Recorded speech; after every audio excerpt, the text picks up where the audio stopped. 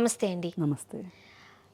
ఆంధ్రప్రదేశ్ రాష్ట్ర ప్రజలు మూకుమ్మడిగా జగన్ ప్రభుత్వాన్ని తిరస్కరించి 11 సీట్లకు పరిమితం చేసి కూటమి ప్రభుత్వాన్ని సింహాసనం ఇచ్చారు.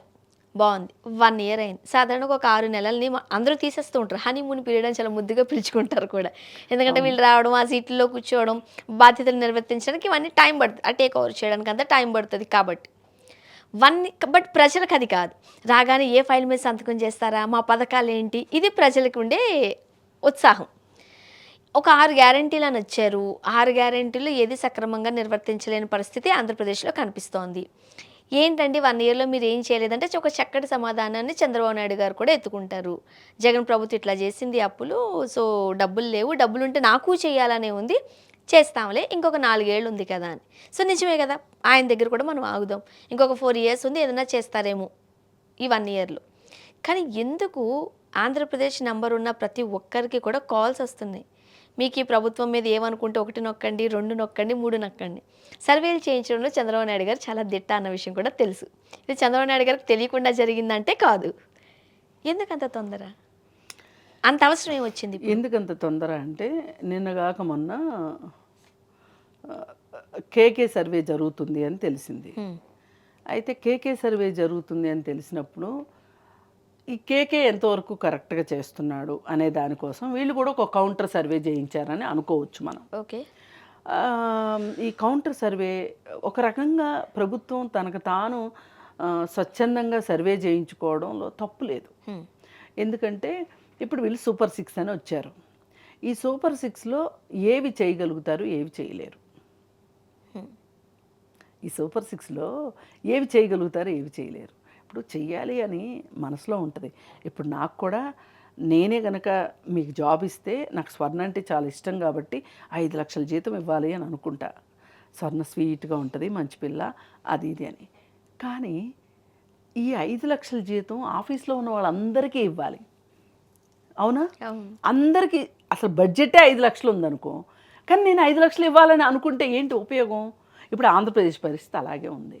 అసలు ఈ సూపర్ 6 అనే మాట ఎత్తుకోవటంలోనే ఒక లోపం ఉంది. ఏ రోజైతే ఆయన ఎన్నికల మేనిఫెస్టో బయట పెట్టారో, ఎప్పుడు పెట్టారు అంటే చూచాయిగా కర్ణాటక ఎలక్షన్స్లో కాంగ్రెస్ గెలిచిన రోజునే, ఆ తెల్లారు 3వ రోజునే ఈయన చంద్రబాబు నాయుడు గారు నమూనా పెట్టారు. పెడితే ఇది ఖచ్చితంగా కాపీ పేస్ట్ లాగా ఉంది, కర్ణాటక మోడల్కి కాపీ పేస్ట్ లాగా ఉంది అన్నారు. నేను కూడా మాట్లాడాను. బహుశా మన ఇద్దరమే మాట్లాడాం. మాట్లాడిన తర్వాత ఇక్కడ తెలంగాణ ఎలక్షన్స్ వచ్చినాయి. వీళ్ళు 6 గ్యారంటీలు అని మొదలెట్టారు. 6 గ్యారంటీలు అని మొదలెట్టి మరి ఇక్కడ అప్పటికి 10 సంవత్సరాల నుంచి పరిపాలిస్తున్న పాలన కాదని కాంగ్రెస్ గవర్నమెంట్ వచ్చింది. ఎన్నో ప్రతికూల పరిస్థితుల్లో కాంగ్రెస్ వచ్చింది.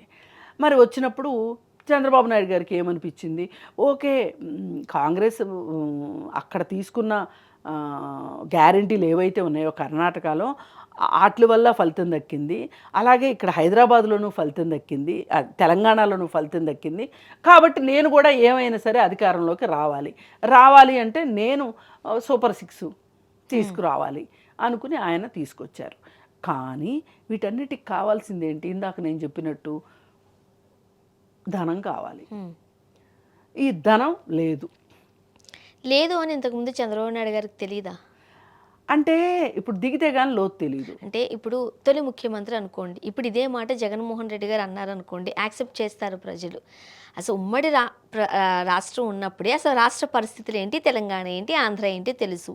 రాష్ట్ర విభజన తర్వాత తొలి ముఖ్యమంత్రిగా చేశారు చంద్రబాబు నాయుడు గారు. 40 ఏళ్ల రాజకీయ జీవితం, 3 సార్లు మంత్రి అయిన అనుభవం ఉన్న ఆయన ఒక మాట చెప్పారు అని అంటే ఏదో చేస్తారు ఈయన అనే నమ్మకం ప్రజల్లో ఉంటుంది కదా. ఉంటుంది. అయితే అవి తెలియకుండా ఎలా మాట్లాడారు? ఇప్పుడు ఒకటండి, ఇప్పుడు నేను గెలవాలి అంతే. నేను గెలవటానికి ఇప్పుడు ఆటగాళ్ళల్లో చూస్తుంటాం మనం, ఇంజక్షన్లు చేసుకుంటే ఆ క్షణానికి వాళ్ళకి అది ఉత్ప్రేరకంగా పనిచేసి గెలుస్తారు. కానీ ఎప్పుడో తెలుస్తుంది, డోపింగ్ టెస్ట్ పెడతారు, టెస్ట్లో నిషేధానికి గురవుతారు. అలాగే వీళ్ళు కూడా ఎన్నికల వాగ్దానాలు పోటీలు పడిస్తున్నారు. ఇప్పుడు ఒక్కసారి గనక న్యాయస్థానాలు మీరు చెప్పిన మేనిఫెస్టో ప్రకారం మీరు లేరు. మేనిఫెస్టో ప్రకారం మీరు లేరు కాబట్టి మిమ్మల్ని రీకాల్ చేస్తున్నాము అనే ఒక మాట ఒక కోర్టు ఒక రాష్ట్రాన్నో లేకపోతే ఒక చిన్న మున్సిపాలిటీనో అన్నదనుకోండి, వీళ్ళందరూ సాహసం ఉంటుందా వీళ్ళకి? ఇక్కడ ఏవైనా అబద్ధాలు చెప్పబడును, ఎంత దుస్సాహసానికి దిగైనా సరే హామీలు ఇవ్వబడును. అవి ఇవ్వలేము అని తెలిసి కూడా ఇస్తారు, ఇద్దాము అనుకుని ఇస్తారు. ఇలా రకరకాలుగా ఉంటాయి. ఎలా చేసినా ప్రజలకు అందినయ్యా లేదా అన్నదే ఇక్కడ పాయింట్. మీ బాధలేంటో మీ కష్టాలేంటో మీరు నోట్లు ముద్ర వేసుకుంటారో ఏం చేసుకుంటారో ఎట్లా సస్తారో మాకు తెలీదు. మీరు అన్నారు మేము ఓటేసాము మాకు ఇవ్వాల్సిందే అని చెప్పి ప్రజలు అడుగుతున్నారు. ఇక్కడ ఎవరైతే గెలిచారో, ఎవరైతే ఏ మేనిఫెస్టోని పెట్టి ఓట్లు అడిగారో వాళ్ళకైతే ఖచ్చితంగా బాధ్యత ఉంటుంది. అదేమంటే వీళ్ళు ఏం చెప్తారంటే జగన్ అప్పుడు ఇచ్చిన హామీలు జగన్ నిర్వర్తించాడా అని చంద్రబాబు నాయుడు గారు అనరు, తెలివిగా కింద వాళ్ళతో అనిపిస్తారు. ఇప్పుడు వాళ్ళు ఏం చేయలేకే కదా మిమ్మల్ని తీసి పక్కన పెట్టేశారు. ఇంకా మళ్ళీ వాళ్ళు ఏం చేశారు అనుకోవడం ఎందుకు? అలా కాదు. ఇప్పుడు జగన్మోహన్ రెడ్డి ఇలాంటి మాటలే మాట్లాడాడు, వీళ్ళు ఇలాంటి మాటలే మాట్లాడుతున్నారు.